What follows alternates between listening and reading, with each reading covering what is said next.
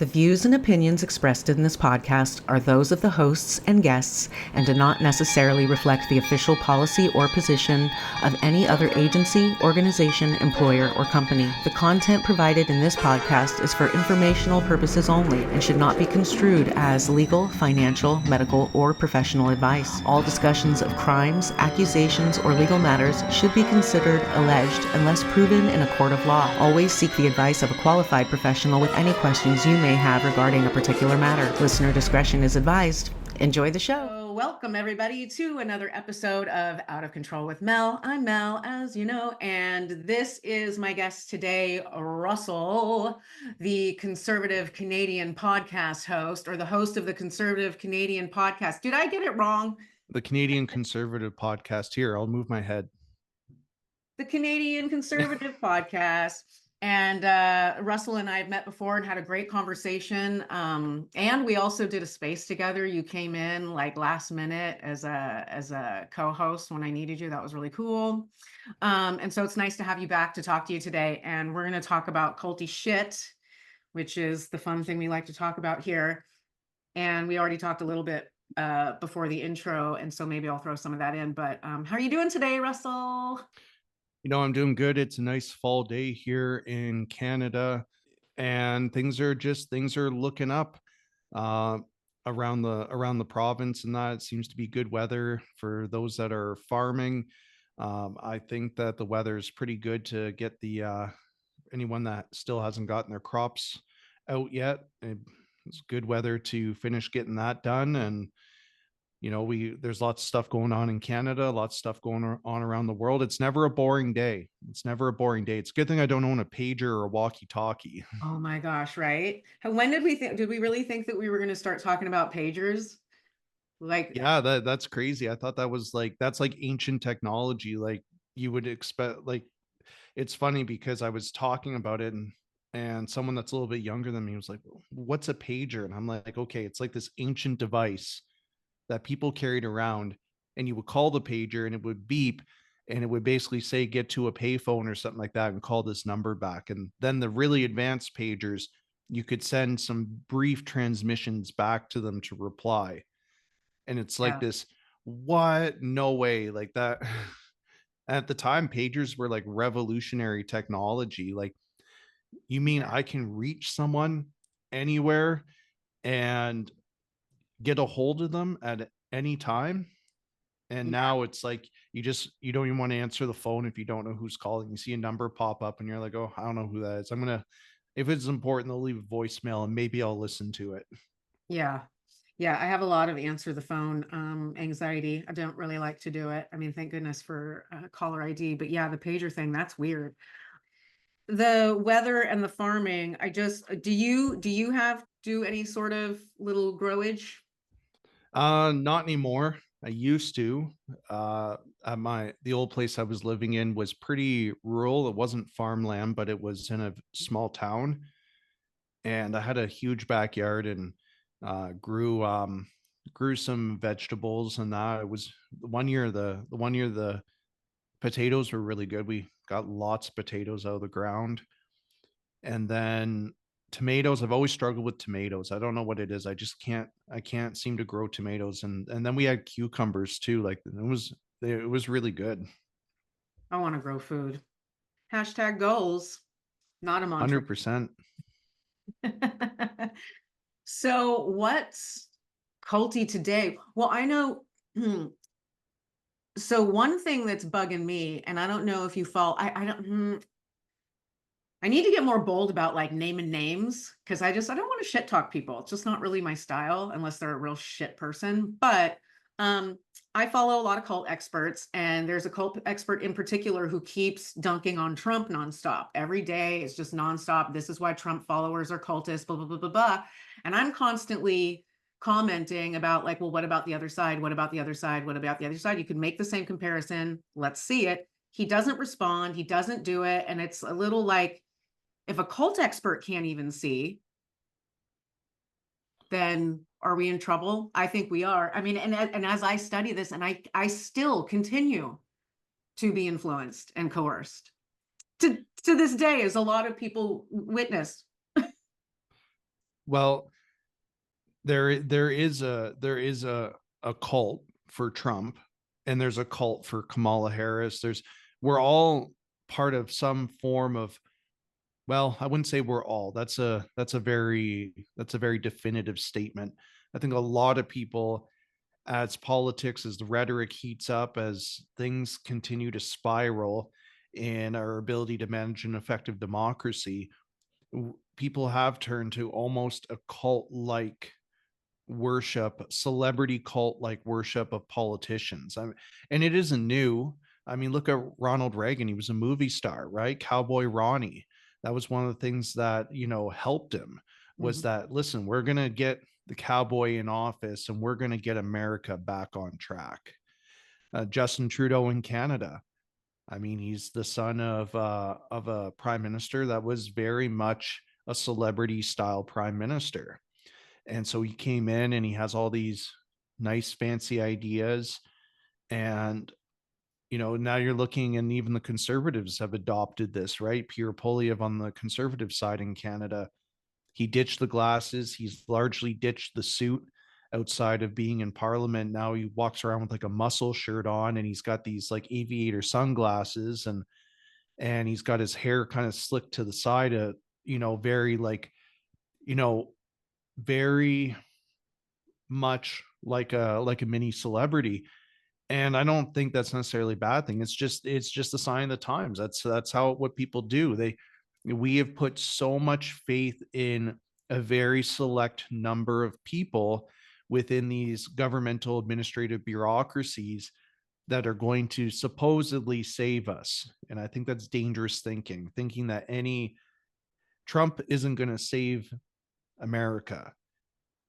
His administration, so him as the figurehead, but then his administration, the people that are selected to work within that administration and administer the duties of government, are who are going to make the difference at the end of the day. But all the grievances and all the admiration goes to one person. And so that's how I think people can become like almost like a cult like worship. It's the same with Joe Biden, right? I'm riding with Biden, right? It's the sloganeering and it's almost abject worship of these politicians. And I think people can develop a cult like fascination. Are they necessarily part of a cult? It depends. It depends. I mean, you look at the people talking about Q, right? QAnon, and trust the plan, and the cryptic messaging. Like, one of the things with cults is that it's the idea of secret knowledge. We have knowledge that no one else has, and that gives us power. And so that's one of the things with cults. And so you look at QAnon sending out these cryptic messages on forums, and then at the end of the day, some of them come true, some of them don't, but it's all part of the plan, and you just have to trust the plan. And the Democrats have their own sort of cult. They have their cult of DEI, diversity, equity, and inclusion. And there's this worship of certain ideologies within that. We need to interrogate our whiteness. We need to look at the intersectional values that we have and how they contribute to the society around us. And we have to do the work. Mel. Okay. I don't know what the work is. I mean, I go to work and I collect a paycheck, but I still need to do the work. And so, yeah, you have these contrasting value systems, and you have these contrasting people who believe they have secret knowledge of things that are going to happen and may not happen. And when they don't happen, well, it's all part of the plan, or we just need to interrogate further. Or when they do happen, see everything's happening according to plan. Oh, look, we're progressing. So you look, and there's like these dual highways, and they're clashing with each other all the time. But at the end of the day, they're still part of the same highway system. They're not really all that different. They're just different sides of the highway. Well, you know what's happening now, though, on the highway is the wall is so high that literally there's things important for the people on that side of the highway that they really should know that are on this side and they can't see them.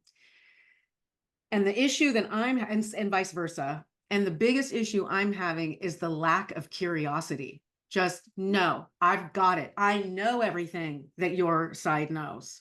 And I know everything my side knows. So I don't need you to tell me anything. And you're not going to change my mind.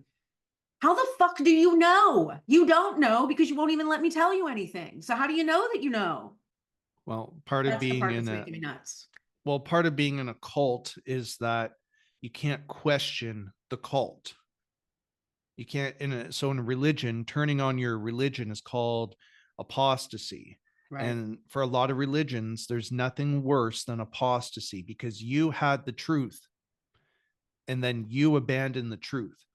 So a non-believer is usually treated much more fairly and nicely because you can convert a non-believer. You just got to keep working at it. However, an apostate knew the truth and they turn their back on the truth, and there's no forgiveness for that. And even if they come back into the fold, you know, to quote Warhammer 40K, no one is ever above suspicion of heresy. So Warhammer 40K is it's a tabletop game focused on like a hyper advanced scientific human race in the future. And they have their own inquisitions and that sort of thing. And they're always accusing each other of harboring secrets and being, you know, not down with the cause of the emperor. And so, you know, the air of suspicion is never fully cleared from anyone. So everyone is always having to prove just how loyal they are to the emperor. Yeah. And if for a second they even go into any areas they're not supposed to, because there's secret knowledge all over that universe. It's a fictional universe, but there's secret knowledge. And if they start to venture anywhere beyond what they're supposed to do, well, then the Inquisition, they have something called the Inquisition, and it literally comes for them. Yeah. Well, that reflects life a bit, doesn't it? Yeah. Well, reality will always be stranger than fiction, whether we like it or not. Yeah. But I just wanted to give you some examples, so really quick, of just, you know, like I pulled up two examples here, and this is from Canada. So we have and this is talking about how it's so easy to get involved in like cult-like or even solidifying yourself into a camp to the point where it's almost like a cult-like worship.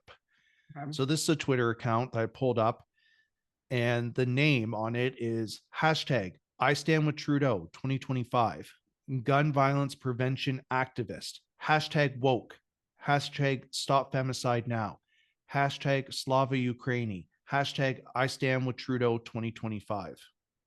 So that's a Twitter account. That someone has made that account and they are posting on it, and they have made their entire personality on the internet literally around hashtags and slogans. And you can't tell me that that's mentally healthy, because you forced yourself into a belief system now. And now this person has almost 4,000 followers. So at any point in time, if they change their stance on any of those topics, those 4,000 followers will turn on them. Yeah. Why? Because they've literally made their entire presence online political. And the right's just as bad for it. Here's another one. Patriot in Canada. Okay, that's the name. Canadian patriot, freedom fighter, in all caps, conservative. Hashtag Trudeau must go. 2,700 followers. All right. And so this person they've taken the opposite stance, and they are on the opposite end, and they've cultivated a group of people to follow them. So at any point in time, if they deviate, they are subject to attack from their base that they've accumulated. Yeah. And so I went and checked my own Twitter profile, and I noticed that I myself was starting to go down that path. So I actually restructured my Twitter profile to list some of my hobbies, a couple of organizations I'm part of, and tried to remove as much of the political stuff out of there as I could. Why? Because I don't want to go down that path. I'm a individual human being that's voluntarily associated with several organizations. I'm not a I'm well, we're all cogs in the machine to an effect, but try not to be a cog in the machine. I try to, it's hard to retain individuality because mob mentality dissolves individuality. You dissolve into the mob. Yeah. You know what so we talked about mantra before. Let's put a pin in that. It was reminding me of a NASCAR, like the car's got all the stickers and the sponsors on it. And like, that's it. Like people are walking billboards for their cause. And that's Mm-hmm. it, which I guess makes people, like every person, a freaking minefield. Or do you represent these causes and you're someone I can talk to about the opposing side, or do you represent these causes and you don't want to talk to anyone who doesn't agree with you? Like, why are you advertising this first and foremost? Yeah. Well, there's some deep psychology in there, and I'm sure we could really hammer that out in probably 3 or 4 hours. It comes down to, we live in a world that's we're disassociated. We feel like we're just cogs in a machine, because we are. We go to work, we're very anonymized. I mean, you look at most people where they say, well, you're just a number in your workplace. Well, it's true, you're just a number at the end of the day. And so you go there, you do your work, and then you come home and you're bombarded all day with propaganda from everything. You're bombarded with advertisements, and even advertisements have taken a largely political messaging structure to them.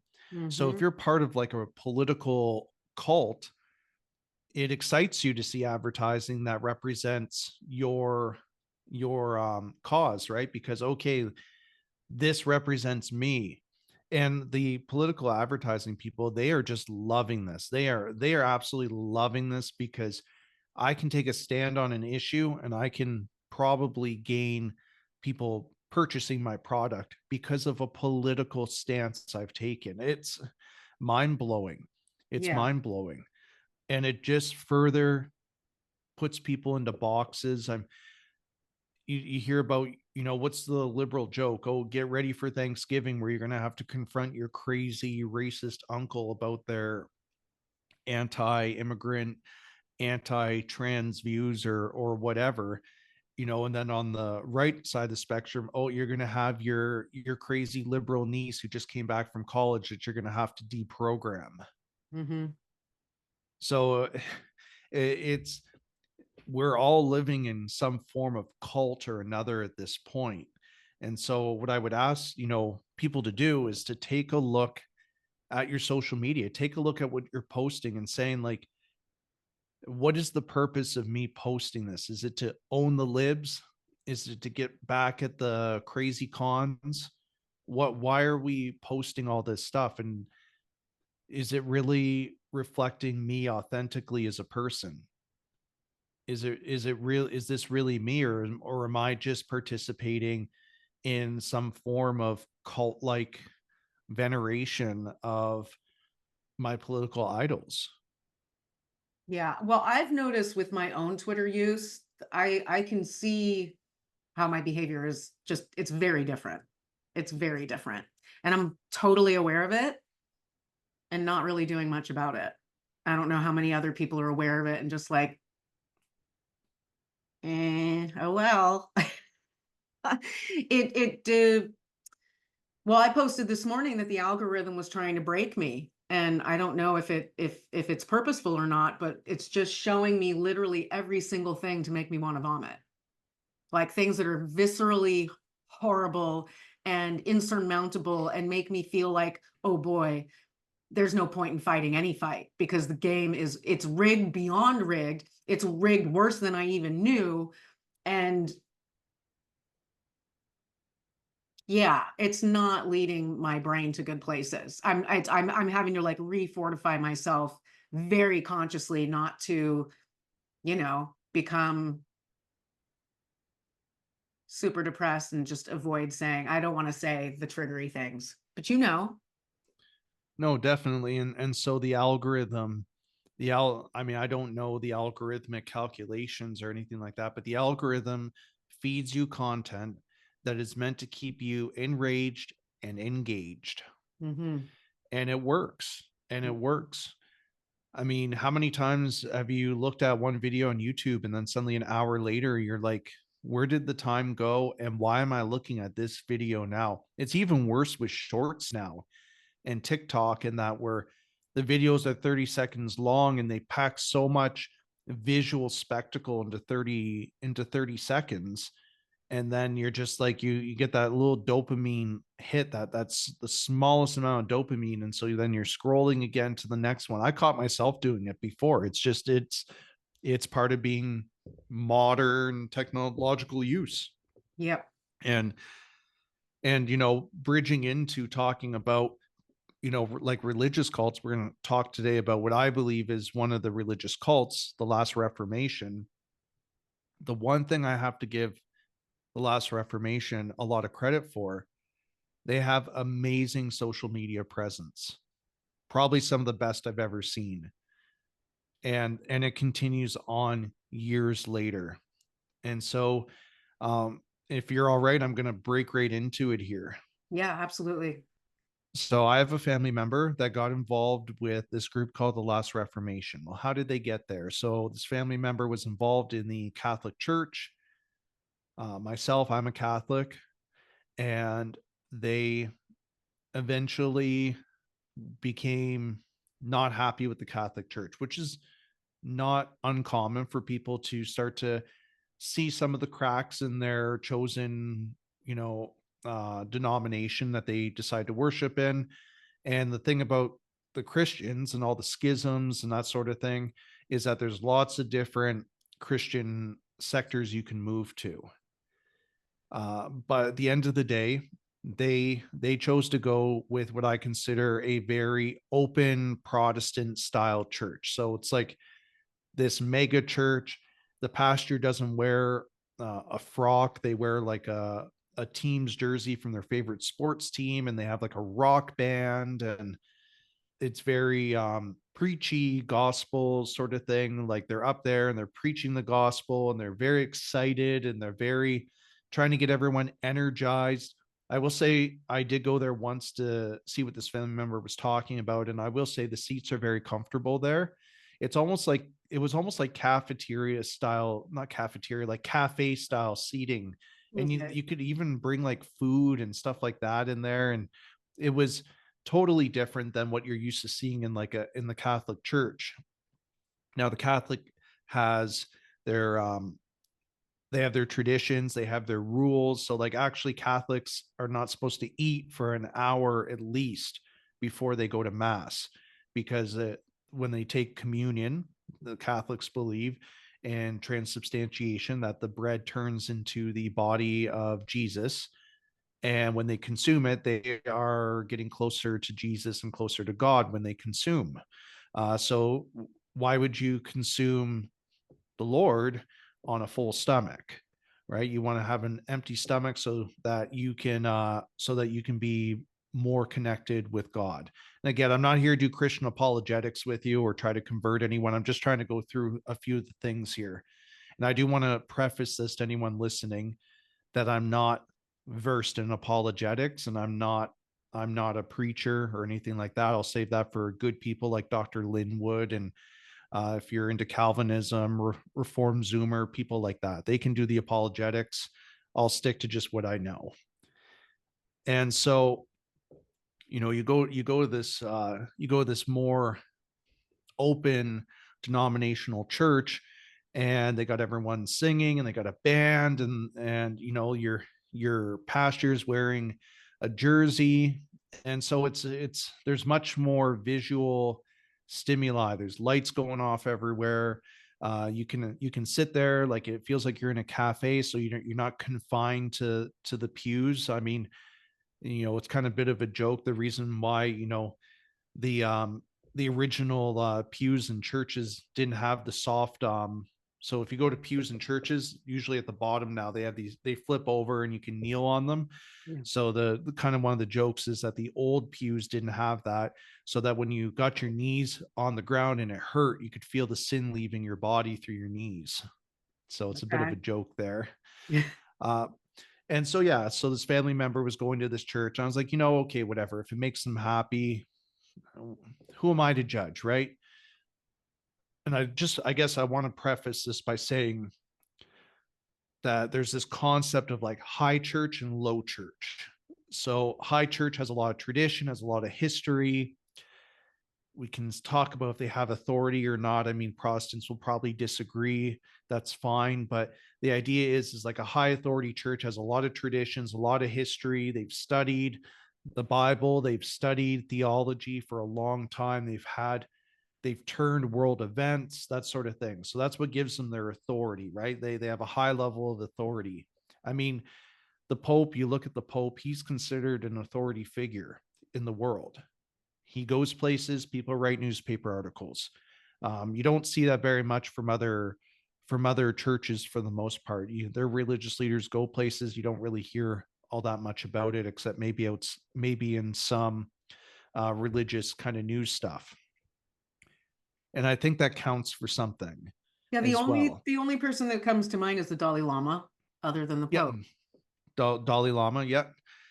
And so, yeah, so you have these people in like high authority. And again, if there's Protestants listening, they're probably freaking out right now, and that's okay. And then you have like the low authority churches. And so those are the denominations that are kind of offshoots where they like to focus on certain areas and where there's disagreements and agreements, that sort of thing. So, in my opinion, my family member was going to what I would consider like a low authority denominational church. But that wasn't good enough either. So, the one thing I'll say about the Last Reformation, they are great for bringing people in that are disaffected from other churches. And so this family member reached out to me and they said, hey, like, part of this new group now, and they're much better, and they preach the true gospel. That's a red flag right there. Okay, they preach the true gospel, and that's something that's brought up in the Last Reformation's own words, and that is that their leader, Torben Sondergaard, preaches the true gospel. Okay, red flag. Okay. And so the family member, I was in town, invited me to one of their group kind of outings. They're going to do a Bible study. Now, I'm much more well-versed in the Bible now than I was all those years ago.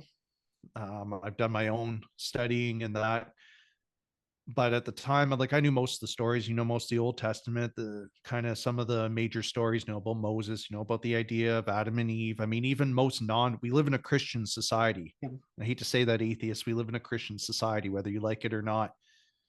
And so they were doing a Bible study on Job and talking about Job. And so I showed up with this family member, and we just went to it was like a very upper class house. It was a nice house that we went to.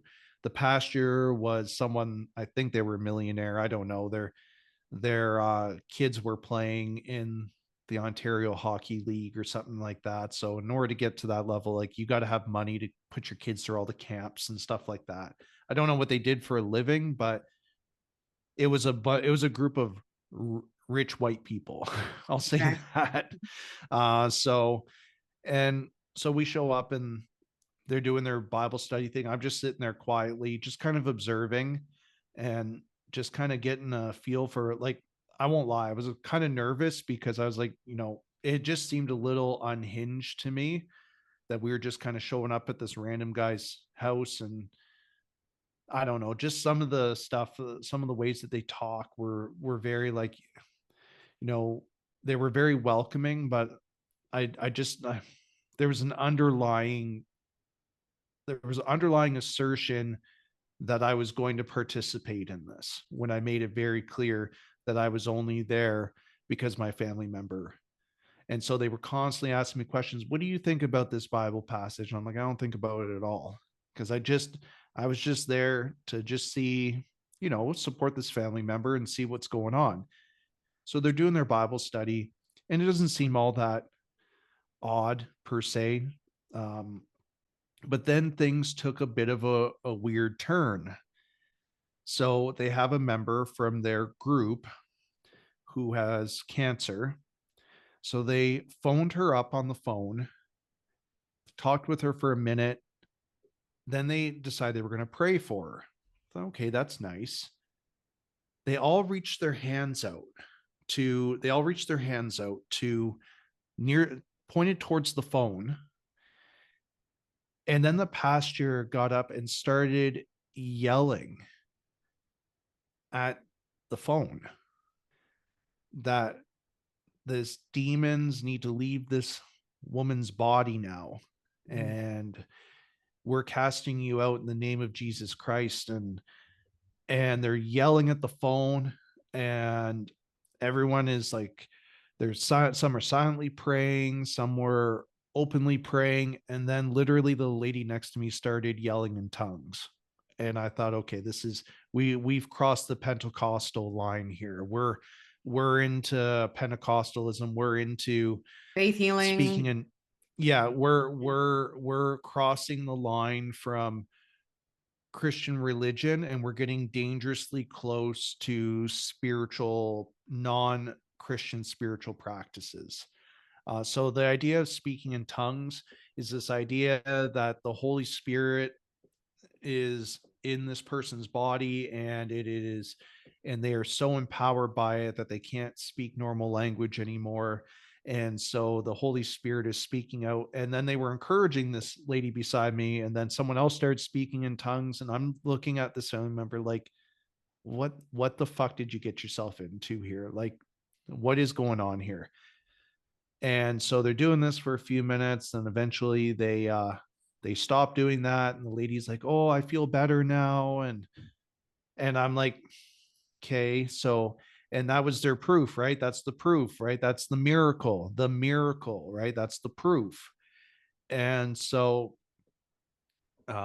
night ended after that, pretty unremarkably after that, from what I can remember. And unfortunately, as time goes on, the details become less and less apparent as time goes on.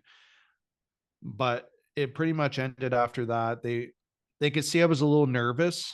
I won't lie. I was texting my friend. I'm like, I'm at this group thing. They're like yelling in tongues. If I don't respond to you by 11 p.m., they've sacrificed me or something like right? that. I comment sent that to my friend. Like, if I don't text by 11, call me or something like that, because things went south really bad. And so and then they could see I was nervous, so they were trying to justify, and I was like, hey, like, you folks do you. Like, I used to hang around with like punk rockers and that sort of thing, so like, you folks do you. Like, I've seen crazy stuff, and that it's all good. After the night was over, this family member wanted me to watch this documentary about the last Reformation. So I'm watching this documentary. And again, I'm going to give the Last Reformation a lot of credit here. The cinematography was beautiful, wide, expansive shots, lots of excellent B-roll. And they got some B-list celebrities. I think it was like the musicians from that did Mambo #5 or whatever. They were now in with this group, and they were receiving the true gospel and that. So I'm just going to reference my phone here for a second. I made a few notes on things. Again, these are things I didn't talk about the last time, and I was on another podcast a few years ago talking about the same thing, and some of the comments there, which I assume are from the group, were bashing me. Oh, this, you're making a big deal out of nothing. You don't know what the hell you're talking about, that sort of thing. And you're right, I probably don't. I can only go off what I saw, and what I saw looked insane. So the Last Reformation believes in preaching the true gospel, and that he has received revelations, and that they are the answer to the final and last Reformation. And so that's how he gets away with bashing the other denominations. Again, what cult was a cult? You have some secret knowledge that no one else has. Former members are demonized. So people that have come out against the church later on, people come out against the Catholic Church all the time. Catholic Church just moves on. Everyone's like, okay, you don't like Catholicism, I guess go be a Protestant. Like nobody cares. The Catholic Church really, they would like people to come back. They would like, okay, what did we do wrong? And some people, the Catholic Church, if you follow the Catholic faith, there's a lot of rules you have to follow. I've already broken several rules on the show by swearing and stuff like that. Like to be a good Catholic, there is a very strict moral code, and we can get into why they're so attacked for that by, especially by the left and that sort of thing, because there's no moral code left for the left and that. But anyways, not getting into too much of a tangent on that. So if you look at most of the mainline religions, especially Christianity, because you got to remember, we're talking Christianity here. Who's at the focus of Christianity? Who is the focus? God or Jesus?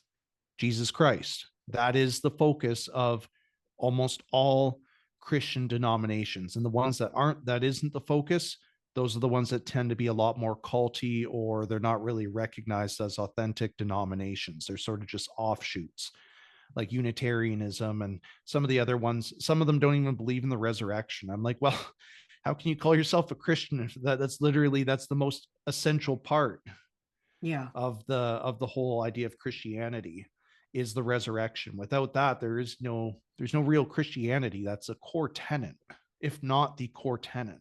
Okay, so when you look at the Last Reformation, who is talked about the most? It's not Jesus Christ that's talked about the most. It's Torrance Sondergaard. It's the leader of the group. He is the focus. It's always about what's going on with Torrin. And I mean, he just got out of jail, actually. He's being deported from the States. So he's Danish, and he basically got banned in his own country from practicing this group. And so then he decided to go to the States because, everything's great. Go to California. You can do anything you want there. Yeah.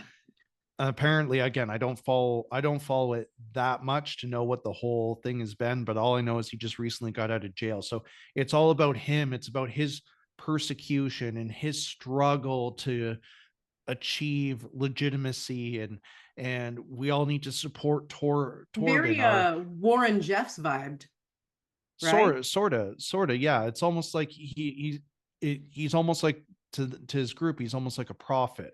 Mm-hmm.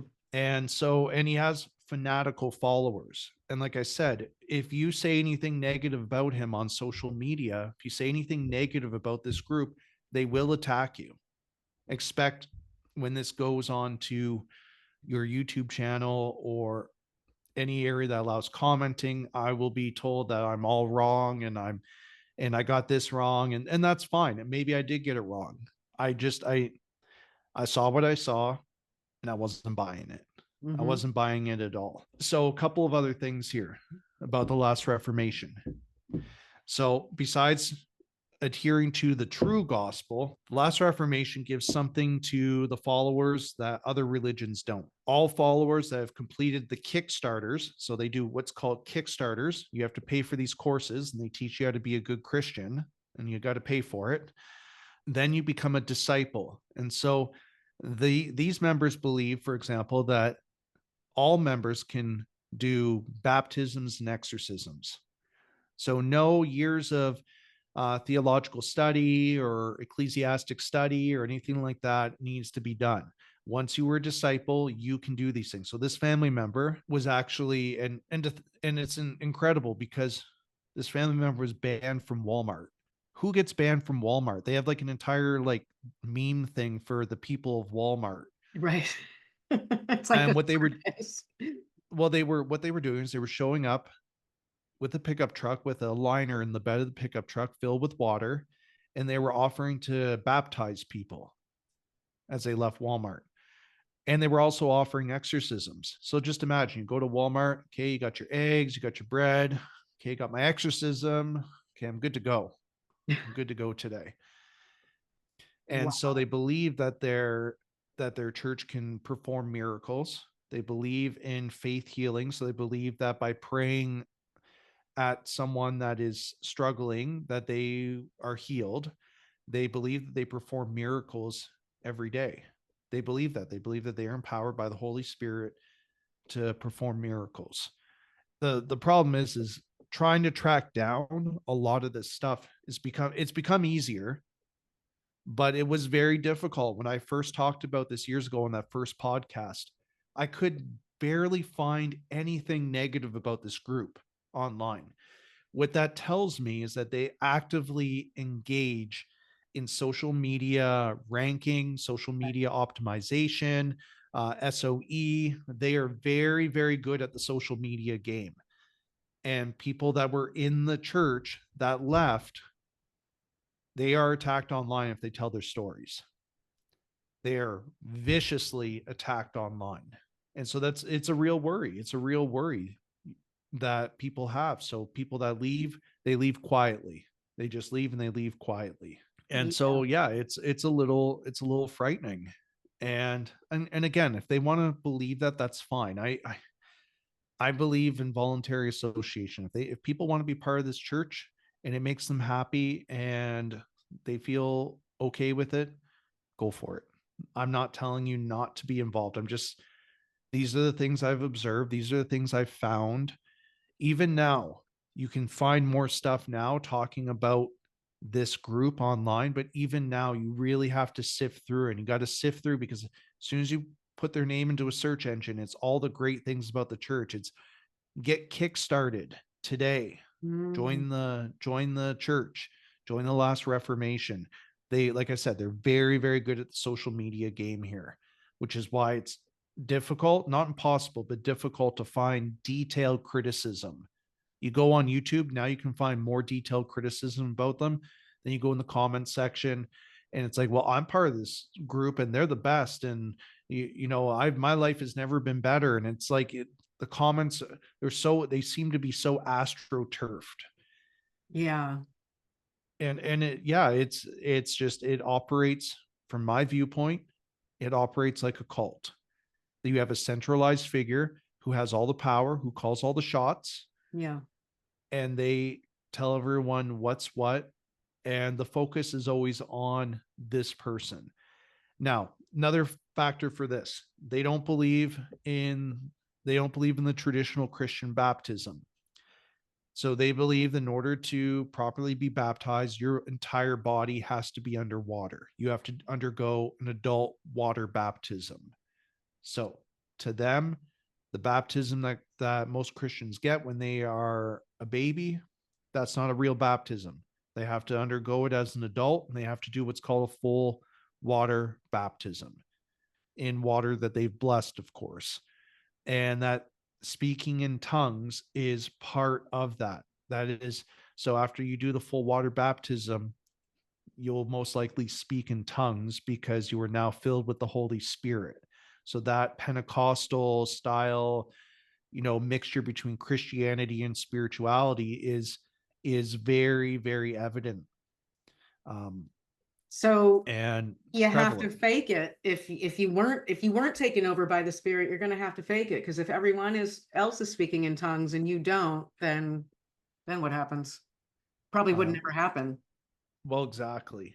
And then, of course, they believe in faith healing. So they believe that through the power of direct prayer that they can heal because they're disciples. You have to remember, they're imbued by the Holy Spirit, so they can perform the same miracles that Jesus Christ did.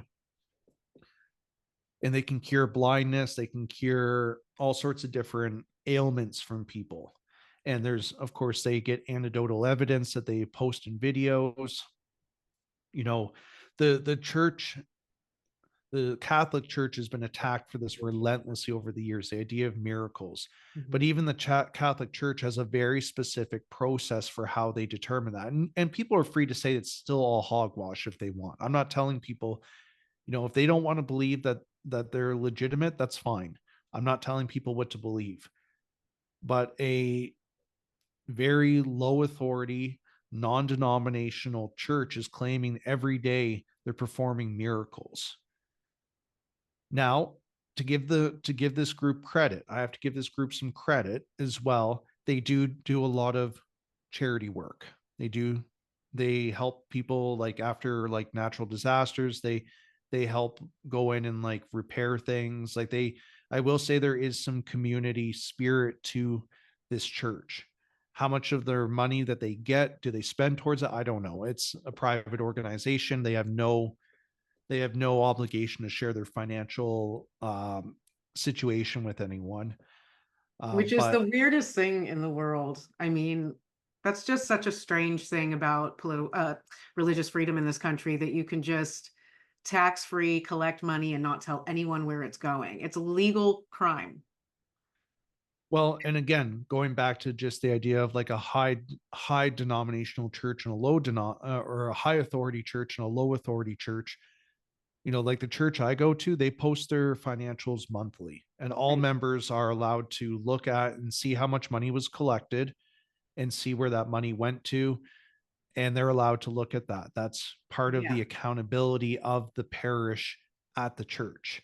Now, I don't know if that's the same for this group or not. It might be. I'm not sure. And Hmm. again, for all the things I've said, I'm probably going to get attacked in the comments section. So it'll be interesting. Like I said, I went back to the old one that I did, and I looked at the comment section. I just saw it was just like, you don't know this, you don't know that, and you're a moron. And I was like, well, I probably am a moron, and I'm okay with that. You know what? I get up every day, the sun still rises, it still sets, whether I have secret knowledge or not. And so I'm hoping one day that this family member will wake up. It does seem like I don't think they've distanced themselves from this group, but I don't see that they're as involved with this group as they used to be. This group is very active in Canada. It's one of their main areas that they have a lot of support in. Mm. And so they are growing. But I will say, I think that growth is capped, because the one thing too that I will say is that, like, their leader is more right wing. And so I Mhm. think that puts a natural cap on that, because they are they're not progressive. And in Canada, everything has to be progressive. We're always progressing. We always have to progress. We can't ever stop. As soon as you've stopped progressing, then you're conservative, and now you're holding back progress, and you need to be destroyed. So um yeah, I hope that this family member is able to wake up one day, and just I hope they're able to leave. I hope that they can leave safely, based on what I've seen. And of course, with any cult, the deeper you go into the cult, like if you're just there on the fringes and you bail, I'm not too worried that they're going to come at you. However, I think the more you invest yourself into it, and the more contacts you make, and the more you make that your social world as Mhm. well, if you leave, I do think that you're putting yourself at risk if and when you leave. For character assassination. Well, cancellation, character Mhm. assassination. Do I think there's a physical danger? Do I think that, cult members are going to show up and burn your house down? No, I don't think that's going to happen. But I think that there is some risk of, anytime anyone leaves their social circle behind, there's risk, right? So when you make Mhm. that your life, and suddenly you turn your back, and all those people that you're depending on, I'm leaving for 3 days, can you watch my house, can you watch my dog, or things like that, right? Those little things that you depend on in your communities and your social circles, they leave, and now you're left with this gap. And sometimes Right. people fill those gaps with even more dangerous things, which is, how we almost. And again, to give this group credit, the Catholic Church is very traditionalist. Now that's changed over the years, and we can talk all about that. That's a whole other topic. But there's still a lot of traditions within the Catholic Church. For example, only men can be priests. They do not support gay marriage, and other things that other churches have really progressed on. They have stuck to their guns. I think where the Last Reformation doesn't get it right, but I think what can be attractive to that, they're not afraid to say it. Yeah. The Catholic Church, they will say it, but they say it with like a quiet voice. And it's like, well, we just don't really support that. I feel like if that's your stance, you're allowed to have that stance, and people don't like it. Well, there's lots of churches out there where they have like drag queens in there, like spraying the crowd with glitter and stuff like that. And, you know, you can go join a progressive church that doesn't even believe that Jesus Christ existed. They believe he's a concept. Oh my God, right. So I don't know. What are your thoughts on that, Mel? I've done a lot of talking. What are your thoughts? Well, it reminds me of Landmark. It reminds me of Scientology. It reminds me of NXIVM and their executive success programs, because none of these, you don't go to church to spend money. You don't go to church to purchase courses. You're just supposed to go to church. Well, it depends on what your church is, but it's not supposed to cost money, or historically hasn't. You're meant to tithe, but it gets squishy when you start to have classes that have levels, and then you want to achieve that so that you're more holy, or you're like, you're not just going to go, if there's levels to be reached somewhere, what kind of person are you if you're like, I'll just sit at the bottom, it's fine? No, you're going to try. I mean, it's human nature. You're going to try to get up there and be at the top of the most of the best, to get the more, whatever it is, more holy, more accolades, more attention, more, I don't know what the more is, but you do it for something. And that's a conflict of interest, because then you're Well, not just there to learn how to be a good person. yeah, like you're not there to take in the teachings and, you know, like what are the kind of some of the foundational principles of the Catholic Church? Faith, hope, and charity, right?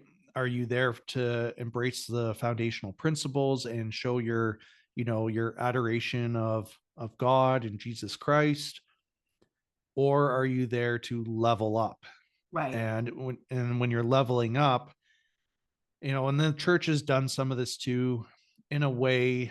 There's a lot of talk about extraordinary ministry. So that's the members that are go up and they serve the host to people. There's a lot of controversy within the Catholic Church, and even receiving communion by hand and not by mouth. And there's a lot of stuff even within the Catholic Church that's really up for debate and that sort of thing, what is allowed and what shouldn't be allowed. But yes, like this distinctive leveling up process, it reminds me of a friend of mine who was telling me all about this awesome, I forget what it's called. It was some like herbal supplement that had some secret ingredient in it. Here we go, secret knowledge, right? Mm. And if I bought this from them, they would give this to me for free. And if they came over and did like and I brought 10 of my friends over, we could all have like a herbal supplement party or whatever, like a Tupperware party type thing. Mm-hmm. And then everyone get a little freebie at the end. And then we would only have to pay for one group for the whole group or whatever. So it's like a lower cost. And then of course, if you were to do that, get into this herbal remedy, then you would have, then after that, you would be encouraged to become a seller yourself. And then you would make that commission, and they tell you, well, then you can get a business license. You can write this off on your taxes. And this is like, it's a pyramid scheme, right? Yeah. It's just a pyramid scheme, and it relies on never ending clientele base. So you have to constantly market. And if you don't, if you stop for a second, if you even stop for a second, there's someone that's willing to not stop for a second, and they will get the clients, and you're going to be left in the dust, loser. Yeah. Yeah. That's the they dangle a carrot and make you feel inadequate. That's the coercion part. They probably, I mean, I don't, let me formulate my thoughts here, because I don't want to speak out of turn either, since I'm just learning about this group, but it has all of those hallmarks. You shouldn't feel well, let me ask you this about your family member. Is their financial life, have they been taken advantage of in that way that you know of? That's difficult for me to ascertain.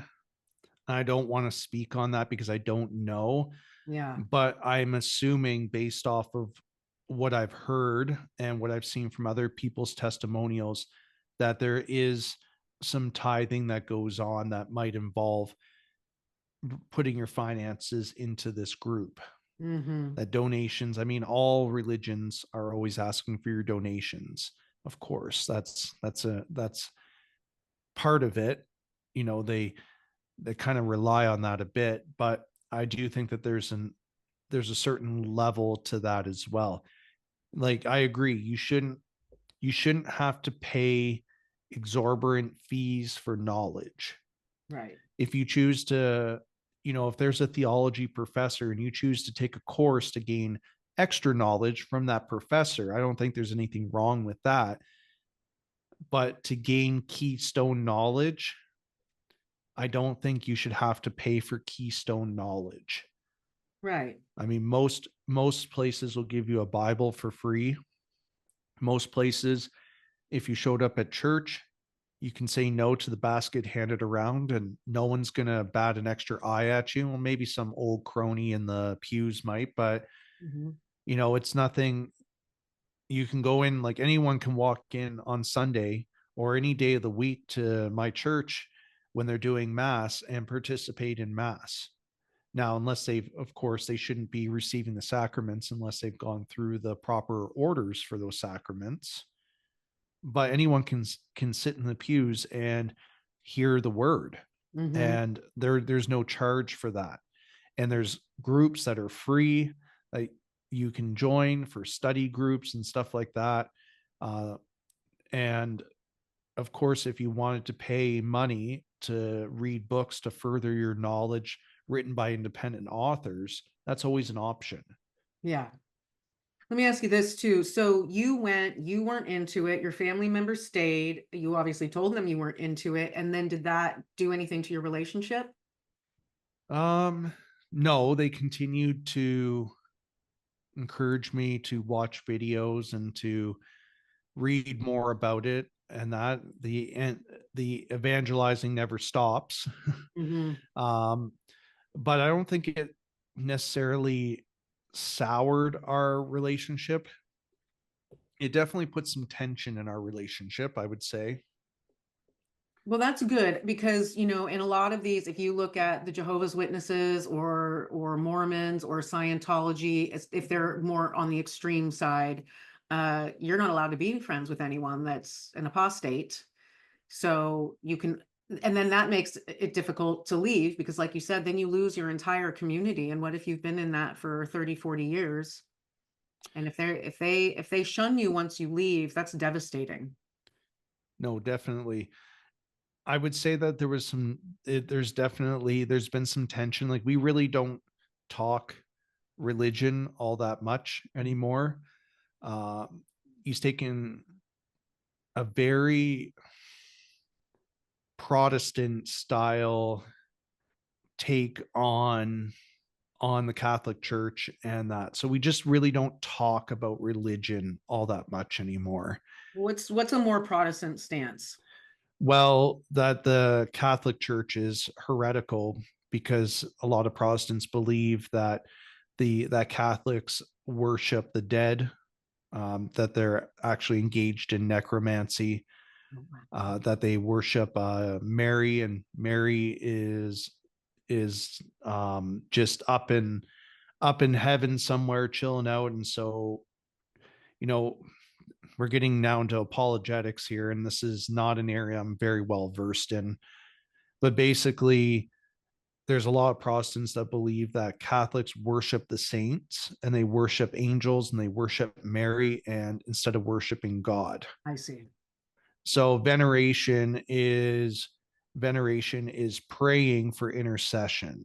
And so it's basically, you pray that Mary will bring the prayers to God and Jesus for intercession on your behalf. And that is very against, most Protestants don't believe in pictures of God or anything like that. So if you went to like a Protestant church, you wouldn't see Jesus on the cross. You would see a cross.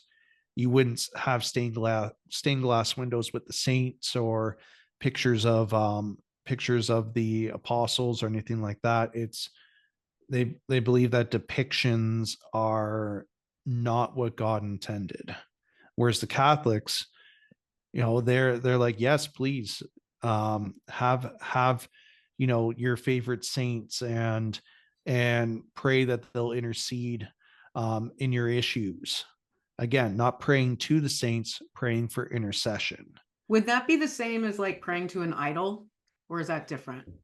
That's what they believe. They Okay. literally believe that Catholics pray to idols. So I went to a church with family. It was a church that I went to several times, and they had music, and I still remember some of the songs. And one of them, I'm going to sing it for you. Okay, Ready? I have no I'm idea. ready. I have no idea who wrote this. I don't know, but these are the lyrics. I threw away my idols. I stripped away my titles. I threw away my idols. That's all I remember. I'm sure there were other lyrics, but I remember that. Because I didn't know anything about, I was probably 10 when I heard that song, and I'm like, what are they talking about? So they must have been Protestant. Well, they could even, that they could be Protestant. They could even be, because there's this idea of, your titles and the things that you, again, we're getting into apologetics here, but there's this idea within the church that, all your titles that you have on earth, they mean nothing at the end of the day because you can't bring them with you. You don't bring those titles with you to heaven, right? Or hell. Right. You just, you can't, don't worship false idols. So Oh, like poor P. people, Diddy. He doesn't get to take it with him to hell. he can't take all those, can't take all that baby oil with him. Too bad, sucker. a thousand bottles of baby oil. That's not enough. It's not enough for the progress, Russell, Man, as you well know. those 2-for-1 deals, they're pretty, you can't turn down a 2-for-1 deal like that. You never know. Walgreens, man. Yeah. Well, if hopefully we don't get locked down again, because if we do, we're going to be on short a bunch of mineral oil, baby oil. No one's Yeah. getting baby oil. Yeah. Well, think if he had another 1,000 bottles, the US could have invaded his home. That's true. Oh man. Or the timer went off, so I know we should wrap up soon. So let's talk a little bit more about that P. Diddy stuff real quick, like just because it's topical. What are your thoughts there? Yeah, just another celebrity. I think what happens with a lot of celebrities is they reach a certain point where they have so much money and they have so much status that things that would excite us as regular people just aren't exciting anymore. I mean, how many people that don't have money and don't have status would love to have people swooning over them, love to have an endless lineup of potential sexual partners, and would love to be able to have a yacht and a helicopter and a private jet. But once you have all those things, they don't mean anything anymore. You have them. You don't get the rush from them anymore because you have them. And so the materialistic hedonism can only go so far. So I think what happens with a lot of these celebrities where they end up in these situations, could they just be perverts and they've been perverts all along? Sure. Maybe that's the case. We could get into some conspiratorial thinking that maybe they've made pacts with evil forces in order to advance their careers. And there's some evidence that maybe some of them may have. But again, a lot of these celebrities also believe in secret knowledge. Oh, I'm a celebrity, and so I'm part of this group of celebrities, and we fly off to a billionaire's private island where we get filmed doing naughty things that then get blackmailed to us so that we can, be told that we have to, I don't know, support certain causes over others and that sort of thing. I mean, let me ask you this. Yeah. If I travel back in time 20 years, Mm-hmm. all right, and I phoned you up and I said, listen, Mel, you have no idea who I am. Mm-hmm. But listen, I'm 20 years from the future. There's this guy, his name is Jeffrey Epstein. He has this island. Okay. And they bring all the billionaires, they fly all the billionaires out to this private island and they film themselves doing bad stuff with kids. You would probably think I was nuts. You'd be Yeah. like, you'd hang up the phone. You'd be like, I don't know who the heck just called me, but they're a nut bar. Yeah. But it's real. It really happened. And there's probably many versions of Epstein's Island. I mean, we have our own crazy sex pervert in Canada. We got Peter Nygard, who's Yes. like, he's like Canada's version of Epstein that no one ever talks about. He was like literally defecating on people and that. Like, that's nuts. He's It's absolutely disgusting. insane. I know exactly who he is, and I actually, one of his survivors is on my list of people that I got to contact. You just reminded me. Yes. Like They're it's insane. everywhere. And But they're everywhere and they all know each other. It's sick. And I do think that they've all made a pact with evil forces. And if you had asked me that 2 months ago, I'd have been like, shut the fuck up, bro. But now I'm convinced. So either I'm being groomed really well by the algorithm or I'm learning. I don't even know which one it is. Am I being brainwashed or am I learning shit? I don't even know, Russell. well, I think there's a level of both to it. I came across. You ever heard of Pascal's Wager? No. It's a philosophical belief about to prove the existence of God. Mm-hmm. And basically, what it says is that Pascal's Wager says that if you're a Christian and you believe in God and you follow the rules, you're going to go to heaven. But if heaven doesn't exist, well, it doesn't matter anyways. It doesn't matter. If heaven doesn't exist, you don't lose. Right. Where if you're an atheist and you don't believe in heaven and heaven exists, well, you're in big trouble. Yeah. But if it doesn't exist, well, you didn't lose. So it's like this. It's this early, and of course, there's debunkings of it, and there's people that have pointed out the flaws. There is flaws to that argument, but there's a modern Pascal Wager that I like to think of. Mm-hmm. The thing is, we have people out there. A lot of them are on the progressive left. A lot of them are celebrities, and they believe in evil. They believe in evil. They worship demons. I mean, look at, what is it, I'm Sam nodding, by Smith? the way, you guys. For people who aren't looking, I'm nodding because I agree. I believe this is true as well. Keep going. Like, these people believe in evil. They worship it. They reject all goodness. They reject anything that's considered holy. They reject anything that's considered restraint. They fully believe in it. So if they fully believe in it, why would we not match them at that? They believe in it. They believe in evil. I'll say this: if God doesn't exist at the end of the day, believing in God and trying to do the right thing is far more preferable than agreeing with and falling in with these hedonistic bastards. Yeah. The Pascal's wager is something that I understood as a preschooler because, and I've told this story several times. I actually told it to the last couple of people that I've interviewed. And I think this is just going to keep coming up again because of what I'm going through, because of what the world's going through. But when I was 4 years old, I went to a Christian preschool and we were told tomorrow we're going to ask Jesus into our hearts, but not everyone there was Christian. So like, go home, make sure it's okay with your parents. And then, you come back tomorrow and we'll either do it or not, whatever. So I went home, I asked my mom, we're going to ask Jesus into our hearts. Should I do it? Can I do it? Is it okay? And then she gave me her talk about God and why she doesn't believe. And she said, but you're welcome to figure it out for yourself. And so I was like, well, it can't hurt anything. Mm-hmm. So I'm going to go ahead and ask him in. So I did. So thank goodness I was smart enough at 4 or 5 years old to do that. And then I realized as I've been learning the things that I'm learning about what's going on with these alleged satanic Hollywood pedos, which is a real thing. The more I learn about that, it's exactly what you just said. If they believe it, and they believe it hard, why? They must have some kind of evidence that it's working, because what a deal to make. What a deal to make. Why would you do that? So yeah, I'm going to go ahead and get on the other team because it's not going to hurt anything. And I sure as fuck am not liking the stories I'm hearing about what these people do. Well, yeah, it's, at the end of the day, we can look at it religiously, or we could just look at it materialistically, which, again, we live in a Christian, Judeo-Christian society, whether people like it or not. Everything we judge for morality, for the most part, is based off of some form of Judeo-Christianity in the West.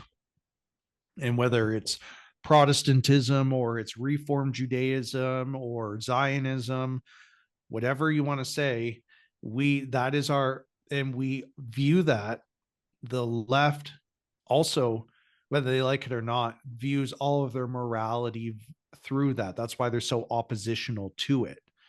The thing is, like I call myself a conservative. Mhm. All conservatives operate from a dialectical framework imposed by the left. We don't have conservative dialect. We Right. don't. The Right. liberalism has so conquered our society that to call yourself a conservative basically just means that you are rejecting the premise of modern leftism. That's all it is. Most classic conservatives would actually be considered liberal by most standards. Yeah. Really, like most people say they're conservative. Really, are they conservative? Yes, I believe they're conservative. But if you were to look at it through a classical framework, they're probably more akin to a centrist or even a low L liberal, because conservatism has been so thoroughly defeated in the West and most of the world. And so, people will say, well, you're not a real conservative. And I'm like, well, what is a real conservative anymore? What is a real conservative? Do you believe in a monarchy? Do you believe in, most people believe in, if you work hard, you should be able to advance up the social and economic ladder. Mhm. That's classic conservatism. If you want to look at classic conservatism, you look at the Amish. All right, look at the Amish. They're about as classic conservatism Mhm. as you can get. No one in that community has any aspirations for wealth or grandeur for the most part. They've mostly resisted advances in technology. They stick to a very, very rigid moral framework that is very little progress ever. And so if you grew up in that community and you're a farmer, you will grow up and you will die a farmer. And you won't care. You'll be happy with that. That's okay. Yeah. That is not how conservatives operate outside of those types of hemispheres. We still believe in class mobility. We still believe. Russell, the only thing that like, the things that I'm always working towards is that, okay, so my family, we've picked this one location that we all kind of meet at now, and it's a nice little hotel that has a pool, and we go there and we all have our own room and we can kind of come and go, and maybe we'll do one dinner for the week or whatever, but we just lay around, chat, smoke, eat, drink, swim, soak up the sun. We don't go anywhere, we don't buy anything. And sure, we're at a hotel and all of that, but if we all lived near each other, maybe we'd congregate at someone's house. We don't, because we fucked society up in that way. Nobody lives near their family anymore. But we all live for that. My mom, my cousin, me, my husband, the dog, everyone that goes, we live for that. But we're hustling, hustling, hustling, hustling, hustling just to make that happen. Where Jesus, if we had just stayed with our clan, we would have all got, that would be our life every day. And we wouldn't be hustling to get at it once a year. What the fuck are we doing with all of this progress? Anyways. No, I agree, Mel. I 100% agree with you. But I tell people when they say, well, what is conservatism? I say it's tradition, and it's tradition within your family. Family. So I tell people, don't worry about societal conservatism as much. Focus on building those traditions in your family. Build that moral framework in your family unit. Have a tight family moral structure. That is the heart of the modern conservative movement, is to have that family unit and to have that moral structure within your family and to have those traditions. Yours is everyone meets at the hotel and has a great time for a few days. Well, that's a great tradition. Wow. And it should be celebrated and it should be respected and it should be passed on to your next generation, saying that, listen, we can be as far apart as we want, but once a year, I don't care where you're at, you will be at this hotel and we will have family time at this hotel. That's beautiful. I think, when you look at, something like that, conservative values, we can all aspire to have conservative values. Big C conservatism, I don't know if it's ever going to make a comeback or not, but we can all have those conservative values within our family system, within our moral frameworks, within, within our religious or non-religious even beliefs. Yeah. Yeah. I think that's a good place to wrap it. All right. Russell, I always appreciate first of all, you're a great communicator, and I really appreciate your perspective. And I feel like, I don't know, you're very intentional, and I appreciate that. Love talking to you. Now, Mel, it's been really great. I love talking with you online. I miss your show. It's Ma'am. I thought it was a great show. You and Kay, amazing tag team talking about those really important issues. I'm excited to see that you're doing your new show. I Thank know it's you. going to be successful. And if there's anything I can do to help promote it, let me know. I think you're wonderful. And I think it's good that you're using your voice to speak out on the issues that matter to you. Thank you. Thank you so much. Can you tell the audience what you're up to and where they can find you and all that stuff? So what I do is I do podcasting. I do some solo podcasting. I like to podcast with guests. I'm always trying to learn something new. I'm always kind of looking into things, looking at how they affect the world, affect my worldview. If you want, you can find my stuff. It's The Canadian Conservative. It's on Spotify. It's on Apple. It's on all the usual platforms. And then I also do blogging as well. So if you go to thecanadianconservative.com, I have my Substack there. I write articles. I, of course, need to write more articles. I've been doing more podcasts and writing recently. And then if you want to find me in the Twitter universe, I'm at the Canadian Con. Awesome. Well, I will see you in Twitterland probably later today, because that's just how we roll up in this. Mm-hmm. That's our little community now, I think. I love it there.